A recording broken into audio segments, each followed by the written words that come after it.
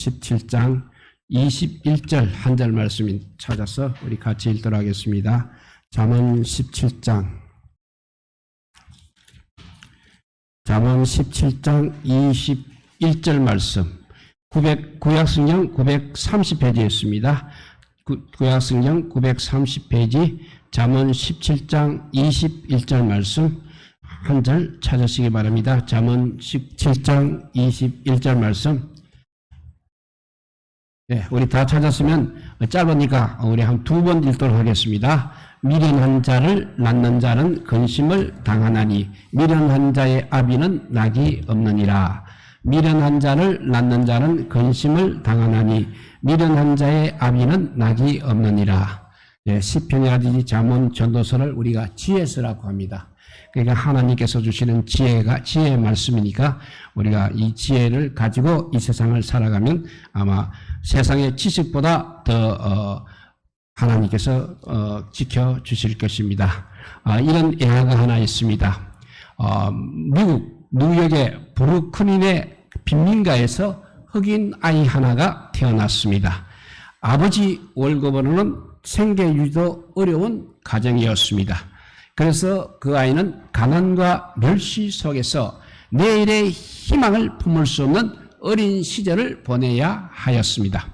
13살 된 어느 날 아버지가 낡은 옷 한 벌을 주면서 아이와 대화를 나누었습니다.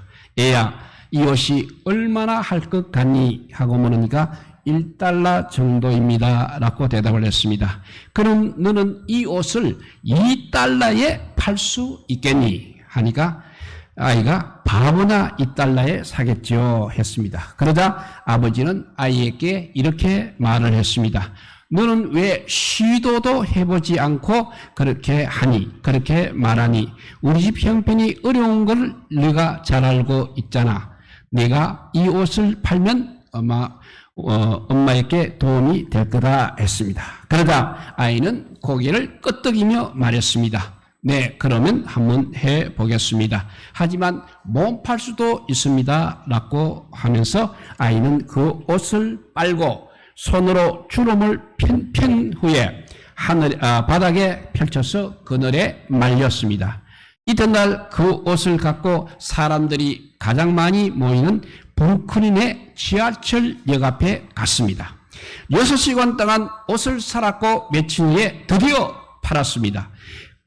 그 후 그는 매일 쓰레기통에서 열심히 낡은 옷을 찾아서 깨끗하게 손질한 후에 버라가에 내다 팔았습니다.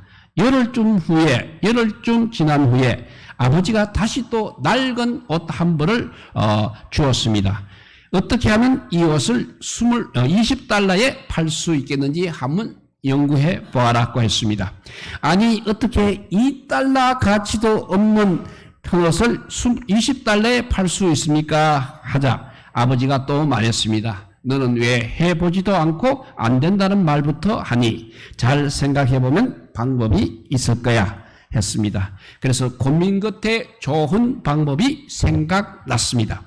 그림을 그리는 사촌형에게 귀여운 도널드 덕과 미키마우스를 옷에 그려달라고 부탁을 했습니다. 그리고 그 옷을 가지고 부자 아이들이 다니는 학교 앞에 가서 옷을 사세요 라고 외쳤습니다. 그러자 어떤 부잣집 운전기사가 차에 타고 있는 주인 아들에게 주겠다며 그 옷을 $20에 샀습니다. 그리고 또 그 부잣집 아이는 그 그림을 아주 좋아해서 $5의 티까지 주었습니다. $25입니다. $25면 당시 그의 아버지의 한 달 월급과 맞먹는 그런 돈이었습니다. 집에 오자 아버지는 또다시 낡은 옷 한 벌을 주었습니다. 너는 이제 똑똑하니까 이 옷을 이제는 $200에 팔 수 있겠니? 했습니다. 그는 이제 옷을 받아들고 생각에 잠겼습니다. 2달 뒤 TV 인기 시리즈 미녀 삼총사의 여주인공 파라 포셋이 홍포차 뉴욕을 방문했습니다. 아이는 그 여배우의 기자회견이 끝나자 파라 포셋에게 달려가 아버지가 주은 낡은 그 옷에 사인을 해달라고 부탁을 했습니다. 파라 포셋은 당황을 하다가 미소를 띠며 그의 요청대로 사인을 해 주었습니다. 아이는 하얀 이를 드러내고 활짝 웃으며 물었습니다. 미스 파라포셋, 이것을 제가 팔아도 됩니까? 했습니다. 그러니까 파라포셋은 당연하지, 그것은 너의 옷이야. 팔고 안 팔고는 너의 자유야 했습니다. 그래서 아이는 와 하고 외쳤습니다. 이후에 그는 파라포셋이 친필 사인한 티셔츠를 200달러에 판다고 일렀습니다.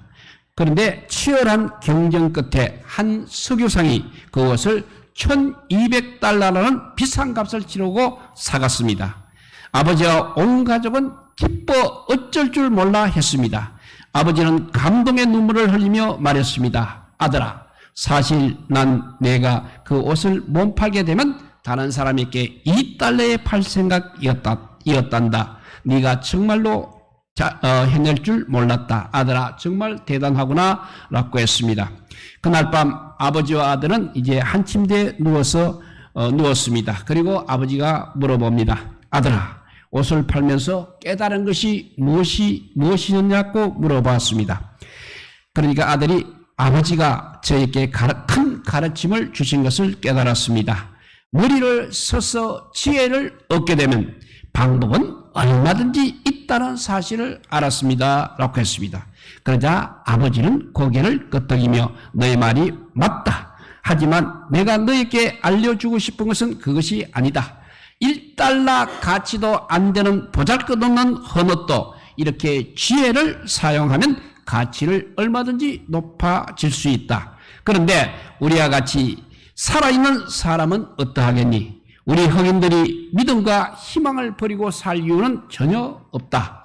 우리는 그저 조금 까맣고 가난할 뿐이라고 했습니다.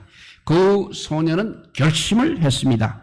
쓰레기로 버리려던 옷도 가치가 높아질 수 있다. 내가 흑인이라고 나를 업신여길 이유는 전혀 없다라고 결심을 했습니다. 그래서 그는 열심히 공부하였습니다. 또 운동하며 자기를 훈련시키기 시작했습니다. 그래서 20년이란 세월이 지났습니다. 그 소녀의 이름은 전 세계 구석구석에까지 알려지게 되었습니다. 그가 바로 농구 황제 마이클 조단입니다. 마이클 조단은 아버지를 통해서 이렇게 지혜를 얻었습니다. 이 이야기를 통해서 우리는 무엇을 배울 수 있겠습니까? 첫째, 버려진 쓰레기를 가치 있게 만드는 지혜입니다. 조단은 지혜를 써서 쓰레기와 같은 옷을 1200달러 가치의 제품으로 만들었습니다. 조단이 깨달은 것은 물질에 대한 지혜였습니다. 두 번째, 지혜는 비천한 자신을 가치 있는 존재로 만드는 지혜입니다. 사람에게는 물질과 육체에 대한 지혜뿐만 아니라 더 이상이 필요한 것입니다. 자신에 대한 가치를 올바로 바라보는 것이야말로 참된 지혜인 것입니다. 세 번째, 제일 중요한 것이 하늘에 속한 영적 지혜인 것입니다. 사실 이것이 정말 우리에게 필요한 것입니다. 예, 오늘 본문을 다시 한번 읽어보면 미련한 자를 낳는 자는 근심을 당하나니 미련한 자의 아비는 낙이 없느니라 했습니다. 하나님께서도 사람을 지으시고 탄식을 하셨습니다. 또한 성령님도 말할 수 없이 탄식을 하고 계십니다. 왜 탄식하고 있습니까? 가난과 질병 때문이 아닙니다. 사람들이 하늘의 지혜를 모르고 미련하게 살아가고 있는 것을 이렇게 하나님도 성령님도 탄식하고 있는 것입니다. 그러면 하나님이 미련한 사람을 보고 근심하는 이유가 무엇이겠습니까? 한 7가지나 8가지 이야기를 하면 하나님이 미련한 사람을 보고 근심하는 이유 첫째는 미련한 자는 그냥 폰만 잡고 내용 없이 살아가기 때문입니다. 마태복음 25장 3절 말씀입니다. 미련한 자들은 덕을 가지되 기름을 가지지 아니하고 있습니다. 덕은 그릇과 형식, 외모를 뜻하고 있습니다. 기름은 바로 내용과 핵심, 생명을 의미하는 것입니다. 미련한 자는 결국 껍데기만 있고 폼은 잡고 있지만 그 안에 생명이 전혀 없다는 것입니다. 돈을 벌어도 미련하면 외모만 치장합니다. 생명에는 관심이 없습니다. 미련하면 공부에서 형식과 절차는 알더라도 핵심은 놓치는 것입니다. 그래서 허당 인생이 될 수밖에 없습니다. 허무한 삶을 살게 되면 무엇을 해도 되지 않는 것입니다. 이렇게 하나님이 미련한 사람을 보고 근심하는 이유 첫째는 내용이 없이 살기 때문이라고 했습니다. 두 번째, 미련한 자는 죄악의 습관 때문에 늘 고난을 당하고 있습니다.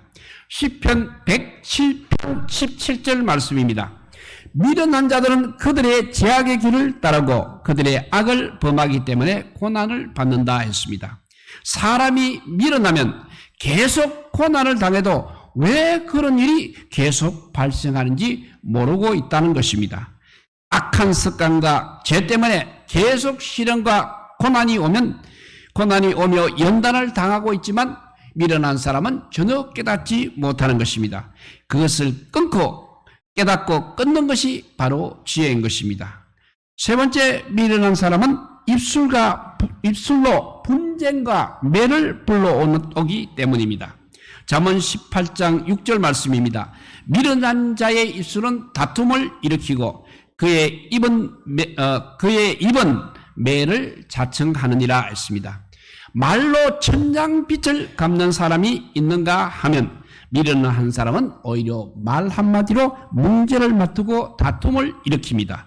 왜 입으로 분쟁과 고통을 불러옵니까? 상대를 생각하지 않은 나 중심의 말만 하고 있기 때문인 것입니다. 이래서 미련한 자는 입술로 분쟁과 매를 불러옵니다. 네 번째, 미련한 자는 자기만 옳다고, 자기만 잘났다고, 자기만 잘하고 있다고 말을 하고 있습니다. 잠언 12장 15절 말씀입니다. 미련한 자는 자기 행위를 바른 줄로 여기나 지혜로운 자는 권고를 듣느니라 했습니다. 제일 중요한 말씀인 것 같습니다. 미련한 사람의 공통적인 특징이 무엇이냐면 귀와 마음을 닫고 사는다는 것입니다. 귀와 마음을 닫고 사는 사람이 바로 미련한 사람입니다. 미련한 사람은 자신만 옳고 다른 사람은 틀린다고 비판까지 합니다. 그 미련한 사람들에게는 배우려는 겸손한 마음이 전혀 없습니다. 그러다가 막상 일을 시켜보면 엉망진창으로 하고 있습니다. 이렇게 미련한 사람의 공통적인 특징, 귀와 마음을 닫고 산다는 것을 늘 생각하시기 바랍니다. 다섯 번째, 미련한 사람은 잘 되는 일도 망가지고 틀어지게 만듭니다. 잠언 26장 1절 말씀입니다. 미련한 자에게는 영예가 적당하지 아니하니 마치 여름에 눈 오는 것과 추수 때 비 오는 것 같으니라 했습니다. 여름에 눈이 오게 되면 피었던 꽃과 열매가 다 얼어버리는 것입니다. 추수 때 비가 오게 되면 추수할 곡식이 썩거나 삭이 나서 망가지는 것입니다. 1년 동안 공들여 수고한 모든 것을 한 방에 날려버리는 것이 바로 미련한 자의 특징이라는 것입니다. 그러므로 우리는 미련함을 내버려야 하는 것입니다. 여섯 번째, 미련한 자는 안 되는 일만 골라서 계속 또 반복하고 있습니다. 잠언 26장 11절 말씀입니다. 개가 그 토한 것을 도로 먹는 것 같이 미련한 자는 그 미련한 것을 거듭 행하느니라 했습니다. 반복하고 또 반복하는 반복하고 또 반복하는 열심이 중요한 것이 아니라는 것입니다. 안 되는 일만 골라서 계속 반복하지 말고 지혜로 깨달아서 버릴 것은 버려야 한다는 것입니다. 일곱 번째입니다. 미련한 자는 갈등을 일으켜서 분쟁하게 만듭니다. 잠언 20장 3절 말씀입니다. 다툼을 멀리하는 것이 사람에게 영광이거든 미련한 자마다 다툼을 일으키니라 했습니다. 지혜로운 사람은 원수 같은 사람도 가까이 두고 협력자가 되게 만드는 것입니다. 그러나 미련한 사람은 가까운 가족과 친구, 그런 가까운 사람과도 갈등을 오히려 이야기해서 가까운 사람들을 원수로 만들고 있습니다. 이런 미련함을 버리고 하늘의 지혜를 받아서 풍성한 삶을 살아야 합니다. 그러면 그 방법이 무엇입니까? 바로 그 방법은 잠언 28장 26절 말씀이 답입니다. 자기 마음을 믿는 자는 미련한 자요, 지혜롭게 행하는 자는 구원을 얻을 자니라 했습니다. 무엇보다도 교만함을 버리고 회개해야 하는 것입니다. 나에게 지혜가 없고 어려움도 없다는 사실을 인정해야 합니다. 그리고 회개 자리에 나가야 하는 것입니다. 고린도전서 1장 25절 말씀입니다. 하나님의 어리석음이 사람보다 지혜롭고 하나님의 약하심이 사람보다 강하니라 했습니다. 하나님의 지혜가 완전한 것임을 인정하고 받아들여야 합니다. 그리고 믿고 받아들여야 합니다. 높은 산에 오르거나 비행기를 타면 우리의 시야가 열립니다. 그래서 땅에서 보지 않던 것들이 한눈에 다 들어오는 것입니다. 하나님은 천지 만물을 지으신 전지전능하신 하나님이십니다. 하나님은 능치 못할 것도 모르는 것도 없으신 분이십니다. 그러므로 우리는 겸손히 하나님의 지혜를 구해야 하는 것입니다. 회개하고 하나님의 지혜를 구하는 것이 하늘의 지혜를 받아 풍성한 삶을 살아가는 방법인 것입니다. 어느 날 하나님이 솔로몬에게 너가 무엇을 구하느냐고 물으셨습니다. 솔로몬은 백성을 잘 다스리는 지혜를 달라고 했습니다. 그래서 하나님께서는 부도, 건강도, 명예도 구하지 않고 지혜를 구했으니 이 모든 것을 너희에게 더해 주겠다고 하셨습니다. 그래서 솔로몬은 전무후무한 부와 영광과 권세를 받았습니다. 그런데 문제가 생기기는 했습니다. 솔로몬이 모든 것을 갖고 이렇게 평생을 누려보았지만 육신의 지혜로는 인생 문제가 해결되지 않는다는 것을 알았습니다. 그래서 그가 마지막에 헛되고 헛되니 모든 것이 헛되도다고 고백했던 것입니다. 솔로몬은 이 세상에 부귀 영화라는 것은 헛되기 때문에 영원한 하늘의 지혜가 필요하다는 사실을 깨달았던 것입니다.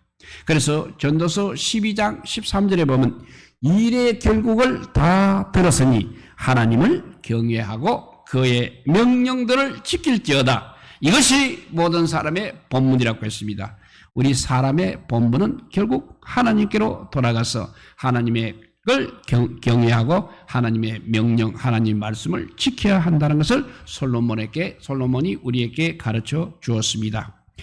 모든 것을 가져본 솔로몬이 고백한 인간의 본물이 바로 전도서 12장 13절 이 구절에 있는 것입니다. 이 세상의 모든 것은 다 지나가는 것입니다. 다 사라집니다. 그러므로 헛되고 헛된 이 세상 것을 구하지 말고 완전하고 영원한 하늘의 지혜를 받아서 살아가야 한다고 우리에게 말씀해 주고 있습니다.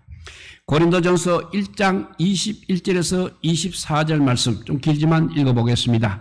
하나님의 지혜에 있어서는 이 세상이 자기 지혜로 하나님을 알지 못하므로 하나님께서 전도에 미련한 것으로 믿는 자들을 구원하시기를 기뻐하셨도다.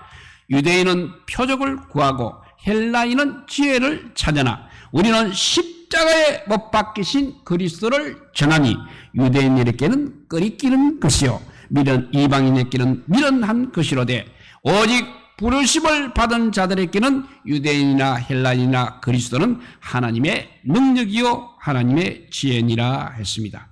결론은 결국 인간의 지혜라든지 세상의 지혜로는 하나님을 결코 알 수 없다는 것입니다. 그래서 우리 하나님께서 이 세상에 직접 자신의 지혜이신 예수 그리스도를 내려 보내주셨다는 것입니다. 그러므로 예수 그리스도가 바로 하나님의 능력이요 하나님의 지혜라는 것입니다. 그리고 예수님의 십자가 부활이 바로 하나님의 지혜요 능력이 되는 것입니다. 십자가의 부활은 공의와 사랑을 동시에 성취하신 지혜 중에 지혜라고 할 수 있겠습니다. 로마서 5장 8절 말씀입니다.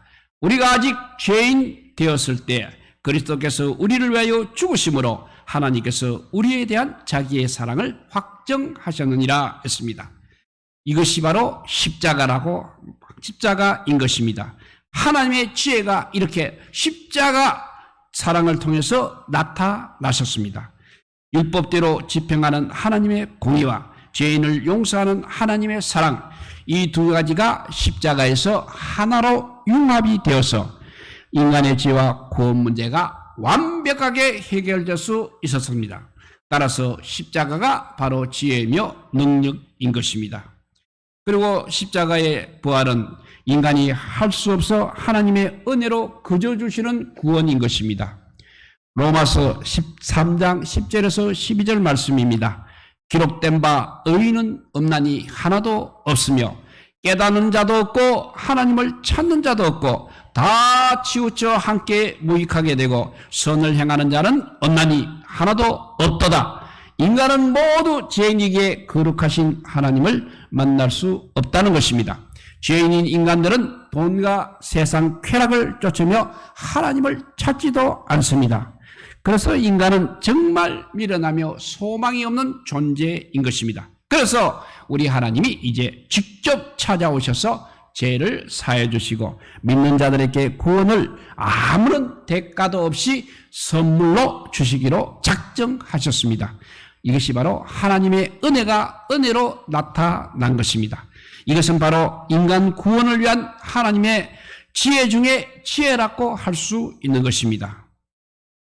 그리고 십자가의 부의 세 번째는 죄와 마귀, 죽음을 이길 수 있는 예수 생명을 주시는 지혜입니다. 로마서 6장 9절 말씀입니다. 이는 그리스도께서 죽은 자 가운데서 살아나셨음에 다시 죽지 아니하시고 사망이 다시 그를 주장하지 못할 줄을 암이노라 했습니다. 하나님은 죄를 사해 주신 것만이 아니라 죽음을 이기는 영원한 생명까지 주셨습니다. 영원한 생명은 하나님의 생명으로 그분의 지혜가 이렇게 십자가와 부활로 나타났습니다. 네 번째 십자가의 부활은 예수님을 구원자 그리고 주인, 왕으로 우리에게 보내주신 것이야말로 완벽한 지혜인 것입니다. 만일 하나님이 독생자 예수 그리스도를 통해 죄사함과 구원을 주신 후 이제부터는 너희들이 알아서 살라고 하며 우리를 고아처럼 버려두셨더라면 우리는 또 다시금 마귀의 시험을 받아 분명히 타락했을 것이 너무나 분명합니다. 그만큼 우리 인간은 그렇게 연약한 존재인 것입니다. 그래서 예수님께서는 우리를 고아와 가부처럼 버려두지 않고 보혜사 성령님을 통해서 내 안에 주인과 왕으로 오셔서 영원토록 나를 지키며 다스려 주시는 것입니다. 하나님의 지혜가 나의 구세주 예수, 나의 주인 예수, 나의 왕 예수로 이제 내 안에 임하신 것이 바로 보혜사 성령님이십니다. 구약에서는 메시아는 이렇게 세 가지 직분이 있습니다. 제사장과 선지자, 왕이라는 삼중직을 지니고 있습니다. 제사장으로서 메시아는 이렇게 말합니다. 너가 율법을 통해서 죄인인 것을 깨닫고 회개하라. 어린 양 예수의 피를 믿어 제사함 받고 하나님의 사랑하는 자녀가 되라 말합니다. 그리고 선지자로서의 메시아는 네가 하나님의 자녀가 되었다면 주님 말씀에 순종해서 거룩하고 복받는 하나님 나라를 이루면서 살아가라고 선지자로서 말하고 있습니다. 왕으로서 메시아는 네가 예수 그리스도를 구주로 믿는다면 이제부터는 예수님을 주인과 왕으로 영접하고 인생의 모든 것을 예수님께 맡기며 주님의 지혜로 풍성하고 번성하는 삶을 살아라고 말해주고 있습니다. 예수님을 구주로 영접해서 영생을 얻고 예수님을 주인으로 영접해서 모든 것을 맡기고 헌신하며 살고 예수님을 왕으로 영접해 순종함으로 풍성히 번성하고 승리하며 사는 것이 바로 지혜 중에 지혜인 것을 우리는 믿어야 하겠습니다. 미련함을 버리고 영원하고 놀라운 하나님의 지혜를 갖고 살아가는 우리 모두가 되시기를 주님의 이름으로 축복드립니다. 기도하겠습니다. 사랑의 하나님 감사합니다. 정말 인간은 아버지여 뛰어봐자 벼룩이라고 아버지여 아무리 발버둥 쳐도 소용이 없습니다. 하나님의 지혜를 힘입어야 됩니다. 하나님이 주시는 그 무한 은혜 지혜를 우리가 받아야 사는데 그것도 너 혼자 네 힘으로 살려고 하면 받아도 소용이 없다고 했습니다. 성령 하나님께서 네 안에 계셔서 나와 함께 하셔야만 아버지여 이 지혜와 이 은혜를 우리가 간직하고 살아갈 수 있다고 우리 오늘 말씀에서 우리를 깨닫게 하여 주시니 감사하고 감사합니다. 이제 앞으로 그냥 사는 것이 아니라 늘 주의 말씀 묵상하며 주님의 말씀 가운데 십자가의 지혜를 깨닫고 항상 회개하며 하나님 앞에 나아가는 저희들 되게 하여 주시옵소서. 그래서 정말 마지막 때 주님 앞에 섰을 때 정말 주님으로부터 영광의 면류관을 받는 우리 모두가 되게 하여 주시기를 간절히 빌고 원하오며 우리 구주 예수 그리스도 이름으로 기도드리옵나이다. 아멘.